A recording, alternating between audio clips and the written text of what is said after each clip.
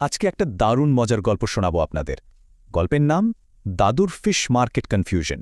ভাবুন তো একবার, গ্রামের একজন একেবারে সাদাসিধে দাদু, মনে অফুরন্ত ভালোবাসা। তিনি গেছেন তার শহরের মডার্ন বৌমার জন্য মাছ কিনতে। কি যে হতে পারে এরপর, তাই না? চলুন একসাথেই দেখি এই মজার কাণ্ডটা। গল্পটা শুরু হচ্ছে একেবারে হইচই হট্টগোলে ভরা একটা মাছের বাজার থেকে। আর আমাদের দাদুর মাথায় তখন একটাই মিশন, বৌমার জন্য সবথেকে সেরা মাছটা নিয়ে যেতেই হবে। কিন্তু বাজারের যা অবস্থা, সে তো ভাই একটা যুদ্ধ জেতার মতো ব্যাপার।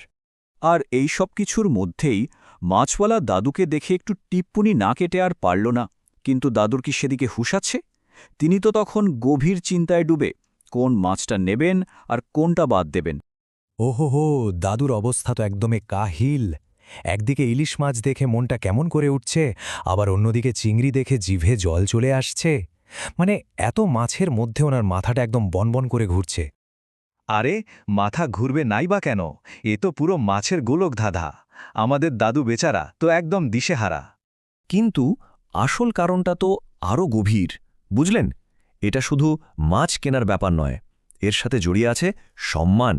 আরে বাবা, ছেলে বৌমা আসছে, তাদের সামনে যদি একটু ভুল হয়ে যায় তাহলে তো ইজ্জত থাকবে না।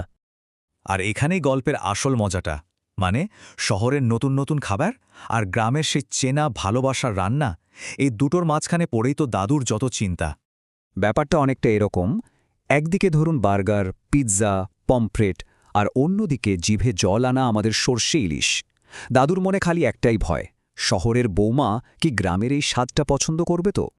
আর দাদুর সবচেয়ে বড় ভয়টা কি জানেন? যদি এত আদর করে বানানো সর্ষে ইলিশ দেখে বৌমা বলে বসে, এটা আবার কি জিনিস? ভাবুন তো একবার, এর চেয়ে বড় দুঃখ আর কি হতে পারে? তবে গ্রামের লোকেদের কাছে কিন্তু সবকিছুর সমাধান আছে। তাদের পরামর্শ, বৌমা এমন প্রশ্ন করলেই দাদু যেন একদম বুক ফুলিয়ে বলে, এটা হলো বেঙ্গলি সুপারফুড। কি দারুণ বুদ্ধি, তাই না? আচ্ছা, এবার আসি গল্পের সবথেকে মজার অংশে। একটা ছোট্ট ভুল, কিন্তু সেই ভুলে যা কাণ্ডটা ঘটল না। তো এত কিছুর পরে যে মাছটা কেনার জন্য এত কিছু, মানে সেই জরুরি মাছটা, সেটা কি আদৌ কেনা হয়েছিল? আর এইখানেই হলো আসল টুইস্ট। দাদু একদম হতাশ হয়ে বললেন, সব কিনেছি, কিন্তু ওই ওটাই আনতে ভুলে গেছি। আর ঠিক তখনই পুরো রহস্যটা পরিষ্কার হল। গ্রামের একজন তো হেসেই খুন জিজ্ঞেস করল, দাদু, আপনি মাছের দোকানে গিয়ে পমফ্রেট না খুঁজে মাংসের দোকানে গিয়ে ছাপানো প্যামফ্রেট চেয়ে বসেননি তো? আহারে বেচারা দাদু, ওনার কথা শুনে হাসিও পাচ্ছে, আবার মায়াও লাগছে।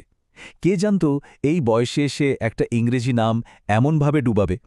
কিন্তু দাঁড়ান, গল্প এখনও শেষ হয়নি। দাদুর অভিজ্ঞতার ঝুলিতে আরও কিছু বাকি আছে। তো দাদু যখন শুনলেন যে বৌমা নাকি পাস্তা নামের কি একটা রাঁধবে, ওনার মাথায় প্রথম যে প্রশ্নটা এলো সেটা হলো, এই পাস্তা জিনিসটা কি পায়েসের কোনো ভাই হয় নাকি? ভাবা যায় অবস্থাটা। আসলে পাস্তা তো হলো এক ধরনের বিদেশি নুডলস। যাক বাবা, দাদুর এই ভুলটাও তাহলে ভাঙানো গেল।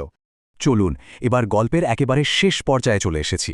বাড়ি ফেরার ঠিক আগে দাদু শেষবারের মতো তার বাজারের ব্যাগটা একবার চেক করে নিচ্ছেন। তো ব্যাগে হাতড়ে দেখা গেল, ইলিশ আছে, ঠিক আছে, চিংড়ি আছে, আছে, মাংসও আছে, বাহ, কিন্তু আরে, বৌমার জন্য যেটা সবথেকে দরকারি ছিল সেই পমফ্রেটটাই তো নেই। তাহলে তো বলাই যায় দাদুর এই জরুরি মিশনটা পুরোপুরি ফ্লপ, মানে ফেল। কিন্তু এর বদলে আমরা কি পেলাম বলুন তো? একটা দারুণ মজার গল্প। কিন্তু সবশেষে মনে তো একটাই প্রশ্ন আসছে, তাহলে বৌমা খাবেটা কি?